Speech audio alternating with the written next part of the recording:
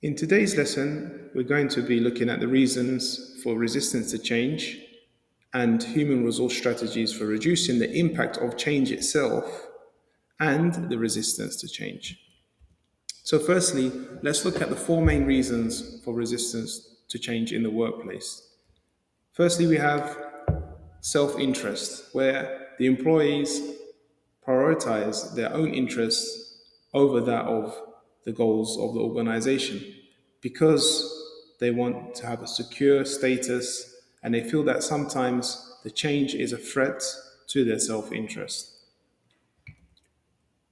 Second point, low tolerance. People like to have stability.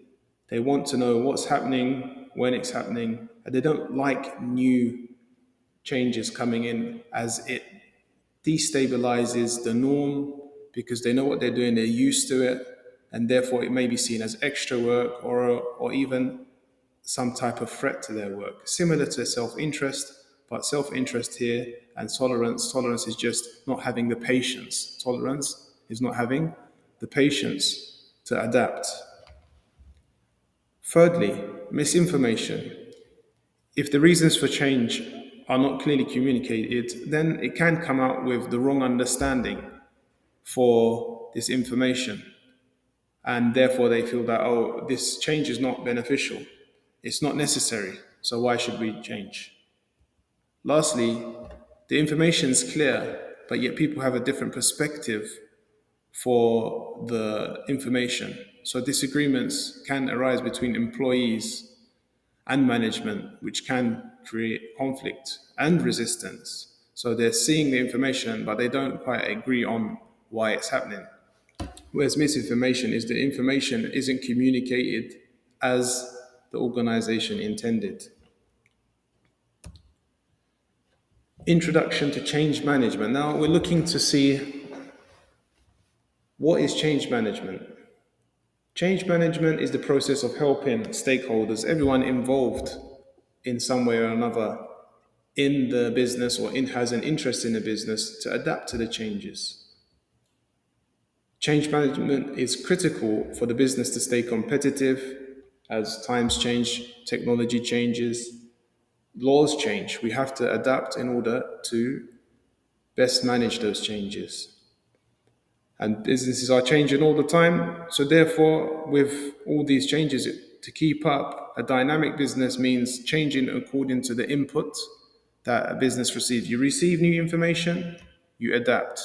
New technology, adapt. New laws, adapt. Different way of doing things. We just need to always be ready to adapt in order to get the best. Challenges in change management. So, firstly, you want to reduce the impact because change can be obviously unsettling. So it's important to reduce the impact, make it easy, make it understandable, manage the resistance that will often come from, if not some, then at least a few people. Maintaining operations, show that obviously not everything's changing, show that some things are still going to run as expected. Prevent confusion. If you want to prevent confusion, you need to make sure that things are clearly written and then meetings are made in order to clearly communicate and clarify any confusion that may arise. Providing support. After the communication is made, you need to provide support in order to still further clarify or even help those to adapt to the changes that have been mentioned. So, yes, resistance to change is a normal human reaction.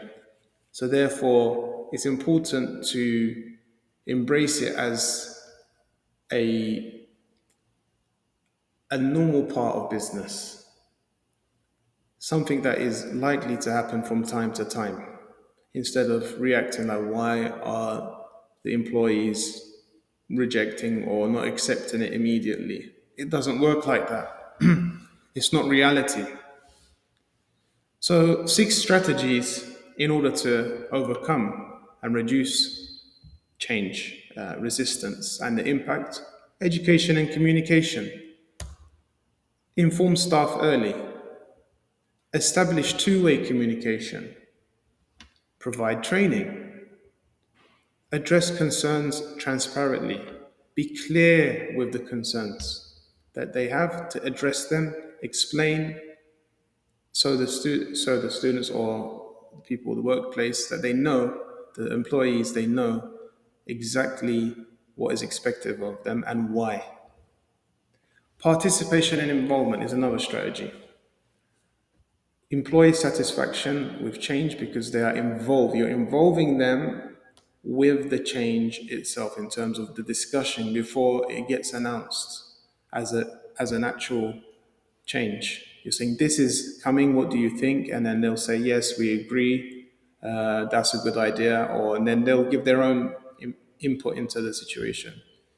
So that you get the employee acceptance change and their morale also. They keep their morale up because they feel like they are important. You've involved them, so they feel the ownership that they have made the change themselves rather than you changing them. Facilitation and support. So here we're trying to provide skills to build, to provide training to build skills for the staff, offer coaching and mentoring, provide necessary resources, and give time to adjust to change.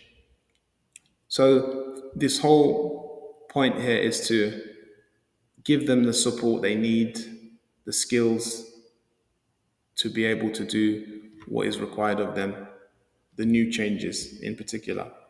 And also give time. They might not learn it straight away. So they will, some are quick learners, some are take more time. So give time to adjust. Negotiation and agreement. So you pay employees to take training, offer bonuses for embracing change, provide incentives for top performers, and reward change adoption milestones. So you're basically giving them incentives to change, paid incentives and also non-paid incentives, recognition, for example. Manipulation and co-option.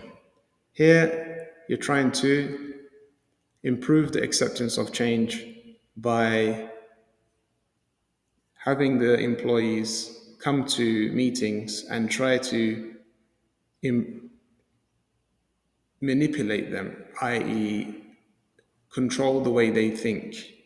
So this is slightly a negative type of method where you try to bring, like for example, one of the people that are against change, talk to them and try to convince them, or I would like to say just slightly less than force them to change their minds in order to manipulate, to control them to change their minds. Whereas the last point is explicit coercion or forcing. So you use threats and warnings, transfer or demote resistant staff, cut salaries, set strict deadlines and consequences, even firing if necessary. So this is definitely forcing, and is the toughest. It's one level up from manipulation, where you're trying to control via a clever way, whereas explicit coercion is just outright trying to force the change. So change initiatives, in conclusion, often face resistance due to fear, uncertainty, and discomfort. But by taking the time to educate everyone, provide support, and understand everyone's views, change can be done in a much more positive way in which employees gain acceptance and resistance is moved very fast and also limited.